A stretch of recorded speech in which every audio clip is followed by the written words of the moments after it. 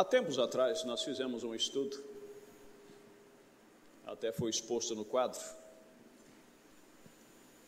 mostrando o que acontece quando nós recebemos o Espírito Santo. Mas como é válido sempre recapitular, e é claro que nós não vamos falar focando dentro propriamente do mesmo assunto, nós vamos variar um pouquinho. Eu pensava no início da minha fé, que quando eu nascesse do Espírito Santo, que eu seria um super-homem, que eu seria uma pessoa diferente, que eu seria uma pessoa que estaria imune ao pecado e a todas as coisas, mas não. É um engano muito grande que nós cometemos. Amém? É um engano. É um engano. É certo que quando Deus te sela por dentro, o diabo fica selado por lá de fora, é claro. Mensagem de intervalo, o profeta fala isso. Não tem mais como ele incubar o pecado original, a incredulidade dentro de você. Porque uma vez selado com o Espírito Santo, sempre selado, até o dia da redenção. Encerrou-se o assunto. Estão entendendo?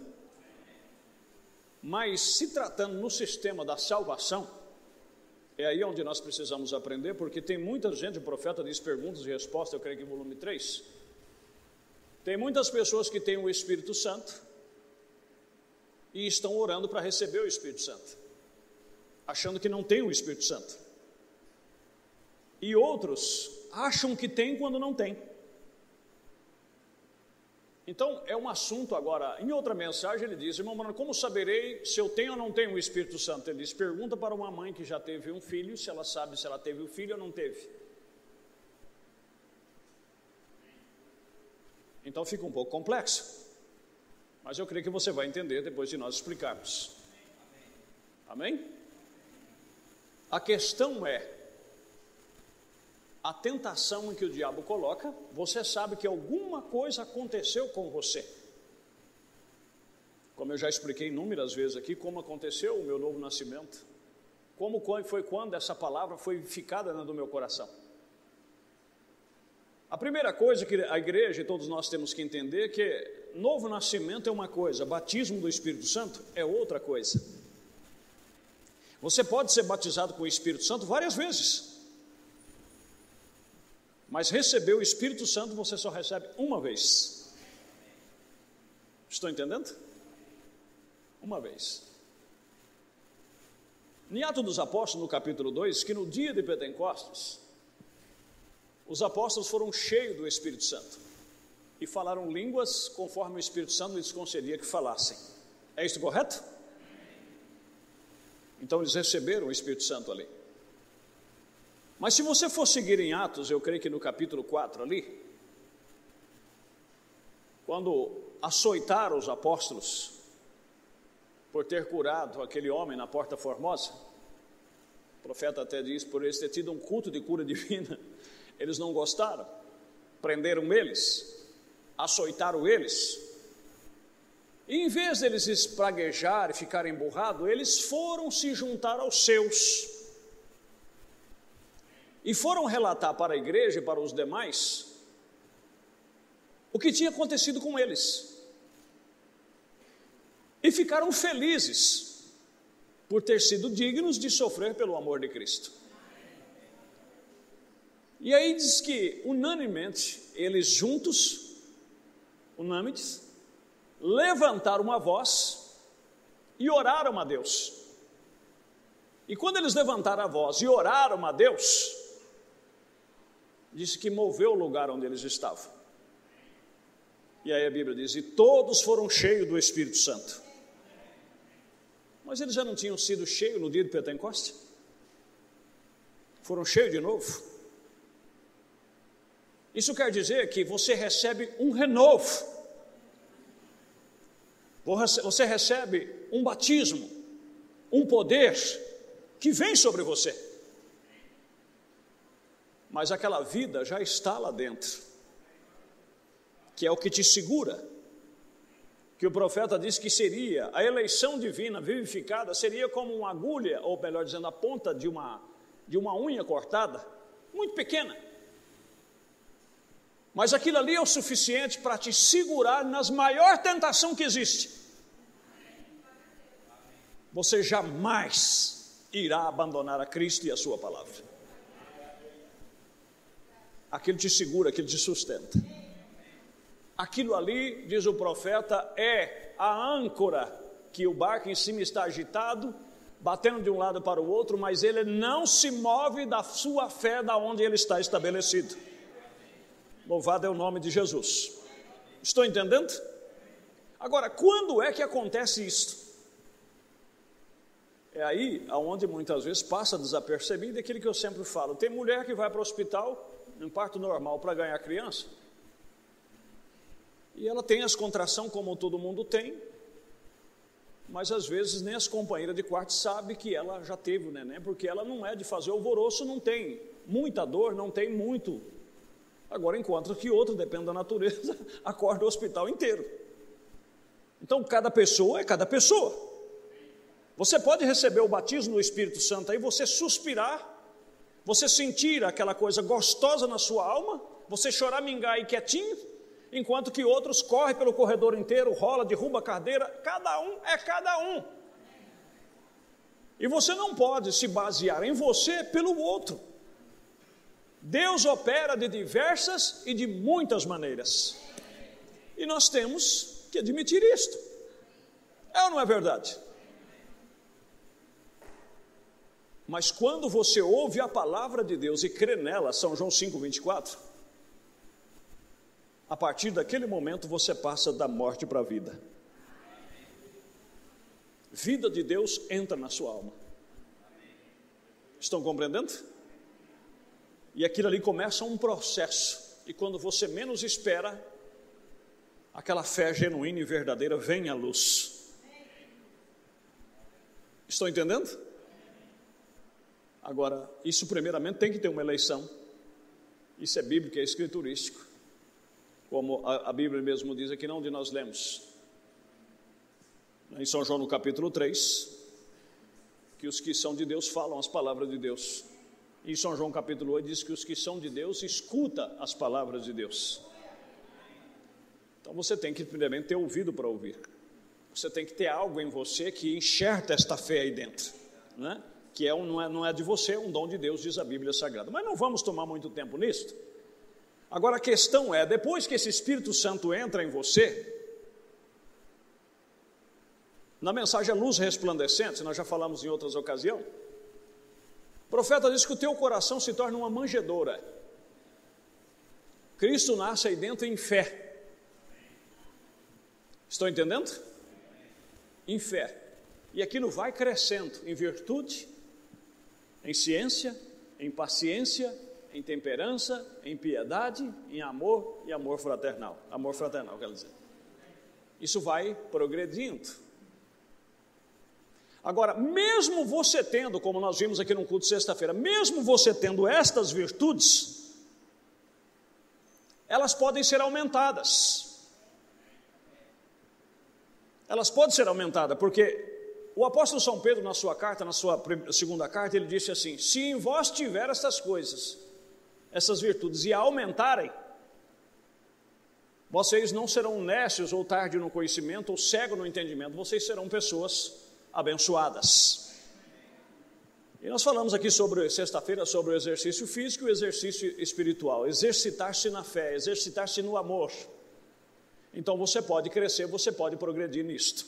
Agora depende do quanto você quer isto. Amém? E aí você vai entender porque um produz 30, porque o outro produz 60 e porque o outro produz 100. Tem pessoa que ele está satisfeito apenas com aquele pouquinho que ele tem. Agora outros não, ele pode levantar as mãos e dizer como aquele corinho: eu quero mais e mais de Cristo. Amém? Eu quero mais do seu poder. Então você sempre quer mais de Cristo. Mas deixa eu ver aqui o que o profeta diz, para que não fique apenas da minha palavra, porque hoje você vai pregar qualquer coisa que todo mundo com a sobrancelha levantada, né? Porque todo mundo tem acesso às mensagens, é um povo sabido, não é?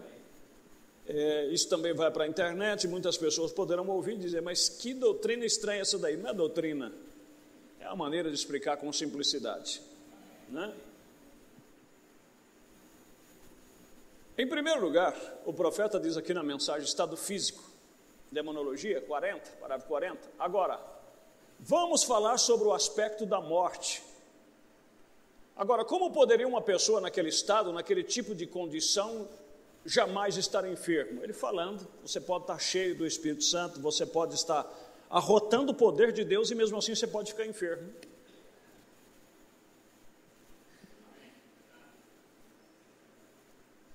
Mas por quê? Como nós já falamos inúmeras e inúmeras vezes aqui. Porque seu corpo não foi ainda redimido. Seu corpo não. Você sabe por quê? Porque o último império, 1 Coríntios capítulo 15, a ser aniquilado é o império da morte. Que é essa morte física. Esse ainda não foi aniquilado. É por isso que Cristo está lá à direita de Deus, até que ponha todos os inimigos por embaixo dos seus pés. Mas esse ainda não foi posto. Mas será posto em nome de Jesus, porque já foi vencido. Quando Cristo ressuscitou lá naquela manhã, a morte morreu. Ela só está aí com uma bengalinha, diz que anda com uma foice por aí, foiçando, mas já está velha. E porque está velha vai morrer. Pode ter certeza disso. Só para você entender. Porque seu corpo não foi ainda redimido. Seu corpo não foi redimido. Não importa quão bom você é, e quão santo e quão religioso, e quanto do Espírito Santo. Isso é somente sua alma.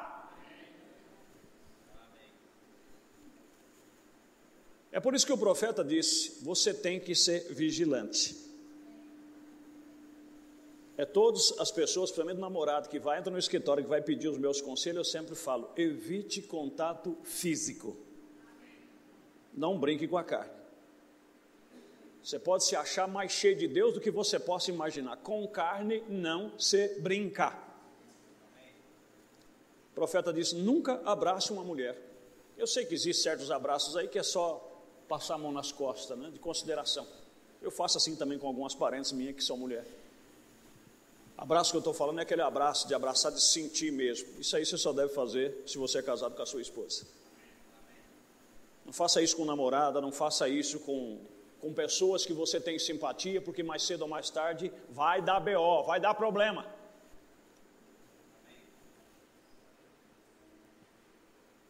Não importa quão bom você é, e nem quão santo e quão religioso, e quanto do Espírito Santo, isso é somente a sua alma. E a sua alma ainda não está completa. Você lembra da escritura que nós lemos? Nós temos as primícias apenas do Espírito. Nenhum de nós aqui somos repleto ainda de Deus. Só teve um, como nós lemos aqui, o qual pregava 100% a palavra, que era Jesus. O Espírito foi lhe dado sem medida, porque nele habitou corporalmente a plenitude do Espírito. Mas eu e você, segundo 1 Coríntios capítulo 12, nós temos apenas o penhor, uma parte de Deus. Aí Paulo, de uma maneira simbólica para entender, diz, você pode ser o braço, outro pode ser a perna, outro pode ser cada um de nós, somos membros do corpo de Cristo em particular. Estão entendendo, meus irmãos? Mas você nunca será repleto de Deus vivendo aqui. Por isso Filipenses capítulo 1 verso 6 está no lugar exato. Aquele que em vós começou a boa obra, a aperfeiçoará até o dia de Jesus Cristo. Mas mesmo Deus começando em fé com você, essa fé que você tem ainda não é toda a fé que é necessária. Essa fé aí, ela precisa ser exercitada, esta fé ela precisa crescer até chegar à fé perfeita. A virtude que você tem aí, essa virtude vai ter que crescer, porque ainda ela não está no porte que precisava ter. A ciência, o conhecimento que você tem, você ainda não tem todo o conhecimento que precisava ter. a paciência, a temperança, nós não temos tudo completo ainda, nós só temos em parte. Então é por isso que temos que estar orando, temos que estar vigiando, amém? Nos fortalecendo desses batismos, desses poderes que vem sobre nós, dessas unção, para poder resistir firme o diabo. Entendeu agora? Ah, mas eu já tenho o Espírito Santo, né, pastor? Então eu agora estou blindado. Vai, blindado, já você vai ver o blindado. Vai brincar.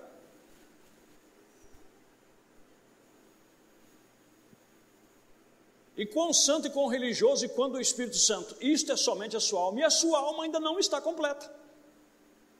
Somente recebeu a bênção, a promessa de Deus, o qual é o ganho de nossa salvação.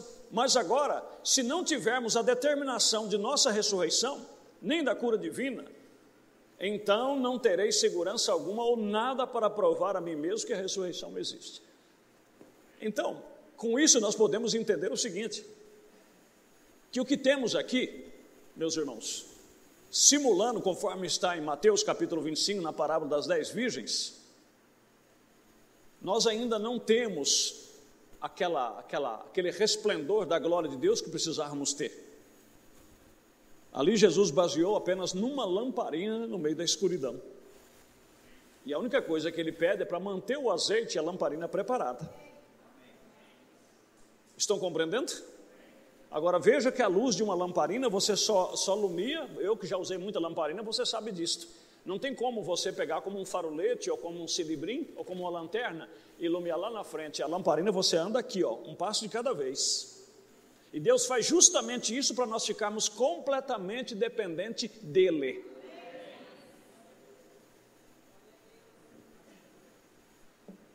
Estão entendendo? Na mensagem o que é o Espírito Santo, parágrafo 109 ele diz: agora depois que um homem tem sido cheio com o Espírito Santo, é possível que as perseguições e coisas o façam voltar. Dá para entender isso? Por isso que diz o profeta: nunca descristianize ninguém. Você que já esteve desviado, que já esteve afastado, você que já foi chicoteado pelo diabo, você que já pôs a cara no pó muitas vezes que o diabo te derrubou, você sabe o que é que te fez levantar? Você que estava afastado e todas as vezes que você entrava num bar ou que você ia em qualquer lugar indevido, tinha algo lá dentro que clamava dentro de você, você sabe quem era que estava lá dentro clamando?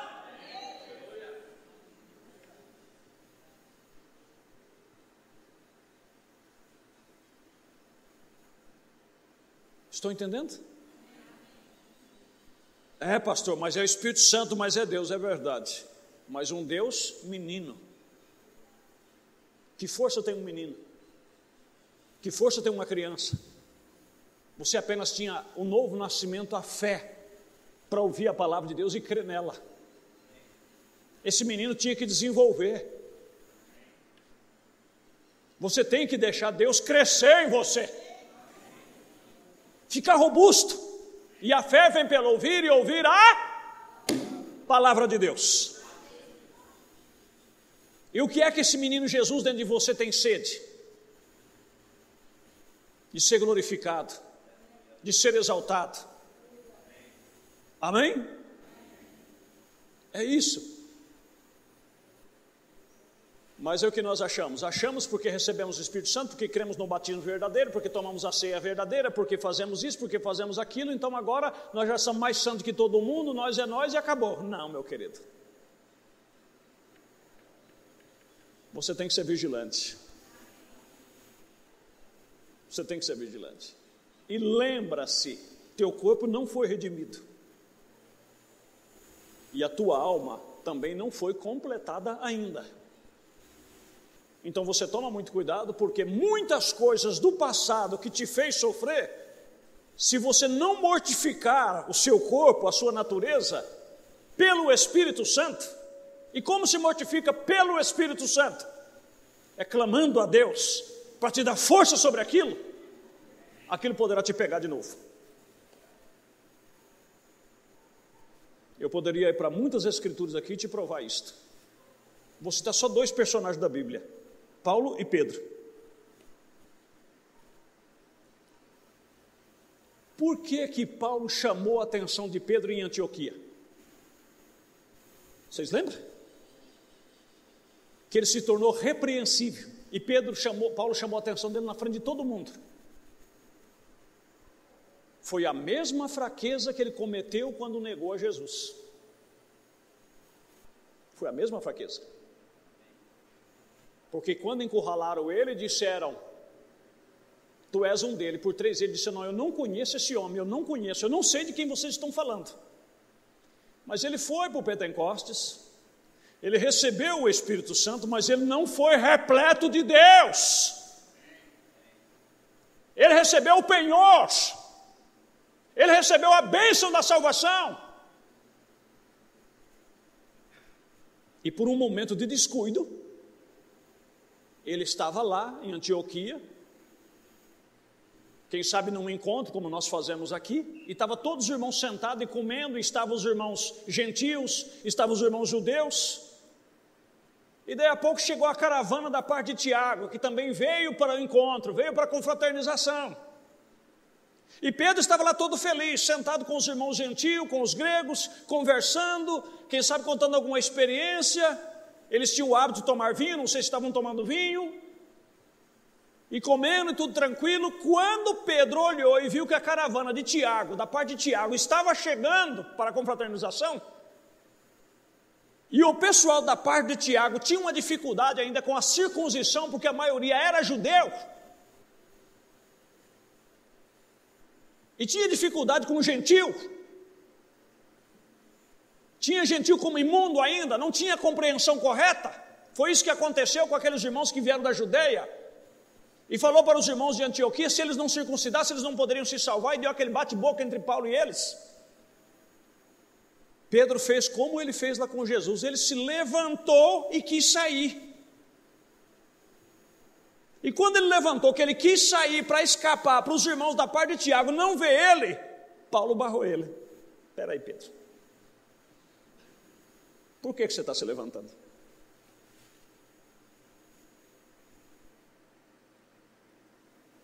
Ele falhou no pecado da falsa aparência. Quer dizer, por que você está querendo manter a aparência diante dos membros de Tiago? Para dizer que você não estava aqui comendo com os irmãos gentios. Se nem você, nem eu, e nem nossos pais puderam suportar esse fardo, você quer pôr sobre as costas dessas pessoas? Para que isso? Leia lá a carta aos Gálatas que Paulo fala. Mas aquilo nunca derrubou Pedro. E nunca levou ter ódio de Pedro, de Paulo. Nunca fez se separar de Paulo. Mas ele se encurvou, em outras palavras, a Bíblia não narra o que ele falou. Talvez se fosse perguntar para ele, ele disse: não, na verdade Paulo estava certo. Eu não deveria ter feito aquilo. Estão compreendendo? Paulo era temperamental. Ele arrastava os irmãos pelas calçadas, perseguia, consentiu na morte de Estevão, segurou as vestes daqueles que foram apedrejar.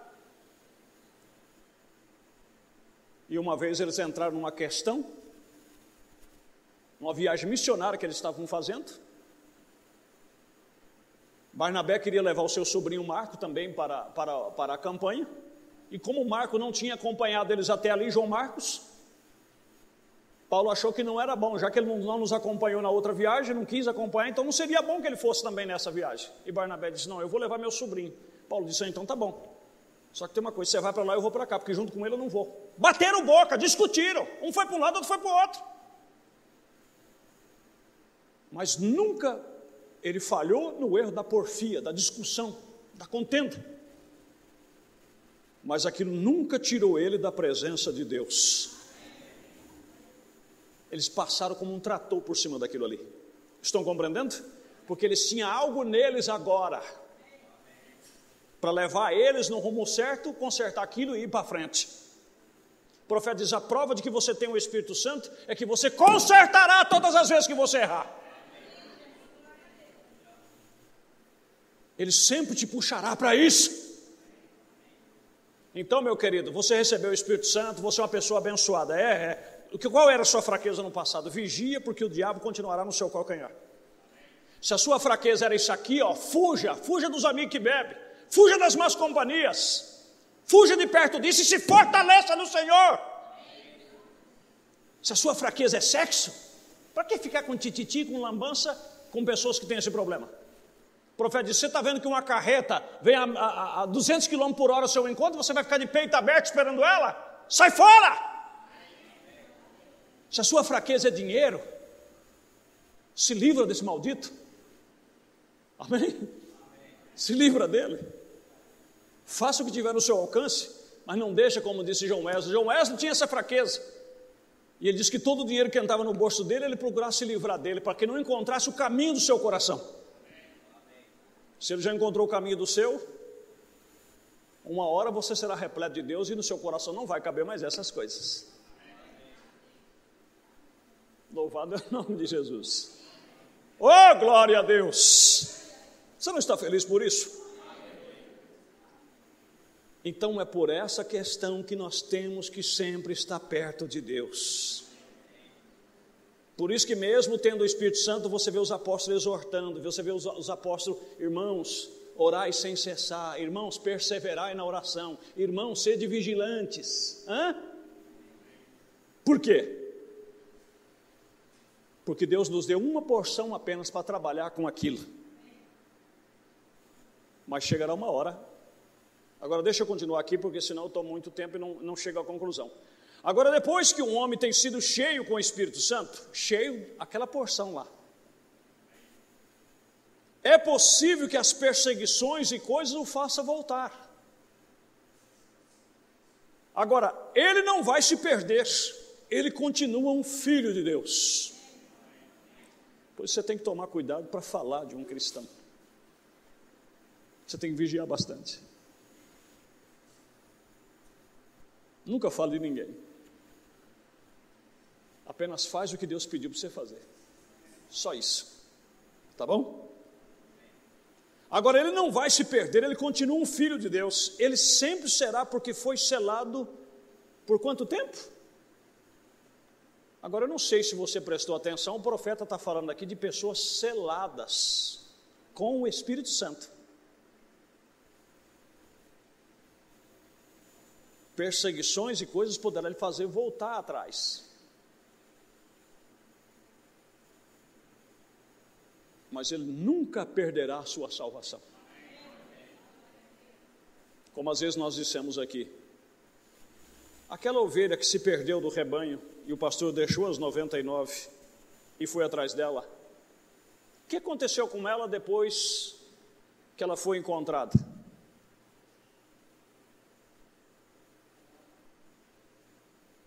Teve que fazer uma transfusão nela, porque ela tinha deixado de ser ovelha, tinha virado cabrito, ou tinha virado uma égua, ou uma porquinha. Ela continuava sendo ovelha, não continuava? O que aconteceu com ela? Ela só tinha se perdido. E o filho pródigo?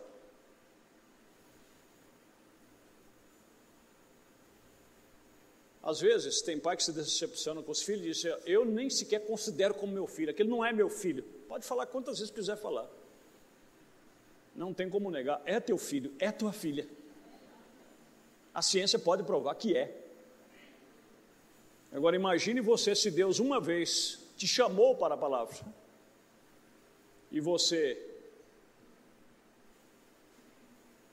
por um descuido, volta atrás. Você acha que você agora virou um filho do diabo? Não. Se você uma vez foi um filho de Deus, você sempre será um filho de Deus. Você vai pagar o preço. Às vezes o profeta de Deus usa a enfermidade para te chicotear. Deus usa outras coisas para te angustiar. Você vai sofrer, você vai gemer. Não é? Seria como se você comesse alguma coisa que está te causando uma congestão e você fica com aquela coisa rodando no seu estômago. Enquanto você não pôr para fora, seu bem-estar não volta. É como um corpo estranho dentro do seu corpo, um pedaço de metal ou um strep. O que vai acontecer? Vai inflamar, vai doer. E a mesma coisa é o pecado quando entra em nós. a melhor coisa a fazer é arrancar para fora. E se estamos fora do lugar, a melhor coisa que tem é voltar para o lugar. Voltar para o redil, voltar para Cristo Jesus. Amém? Ele sempre será, porque foi selado por quanto tempo? Agora, como diz o profeta, selado, uma vez selado por dentro, o diabo fica selado por fora. Mas isso não quer dizer que ele não vai atacar o seu corpo. Que ele não vai te fazer errar, ele vai fazer. Mas ainda que caia, não ficará prostrado, porque o Senhor o sustém com as suas mãos. Louvado é o nome de Jesus. Mas agora vamos para a parte final, que é muito importante. Se em vós houver e aumentar estas coisas. Então, como eu disse, a fé que nós temos agora, diz o profeta, é uma fé que vem de Deus. Mas essa fé ainda, às vezes, nós não conseguimos nem a cura divina. Mas você sabia que essa fé nossa um dia será fé perfeita? Essa virtude que nós temos agora, às vezes não temos poder nem sequer para vencer as lutas, as tribulações, por isso que caímos. Mas você sabia que um dia nós teremos poder para fazer chover? A mensagem, o quinto selo, o profeta diz, haverá tempo que haverá braços e pernas restaurados. Adoção plena. Conhecimento, muitas coisas que nós não entendemos agora. Essa ciência será se multiplicar. E Paulo diz em Coríntios capítulo 13 que quando vier o que é perfeito, o que temos em parte será aniquilado. Nós teremos a perfeição. O profeta diz que haverá um pequeno tempo aqui na terra, como os apóstolos tiveram lá no início, na iminência do Espírito Santo. Pedro e João não orou para que aquele homem aleijado ficasse são. Ele não orou. Ele simplesmente chegou e olhou para ele, viu que ele tinha fé e eles também tinham fé.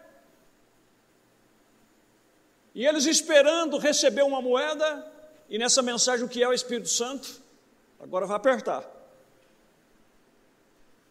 E eles queriam uma moeda,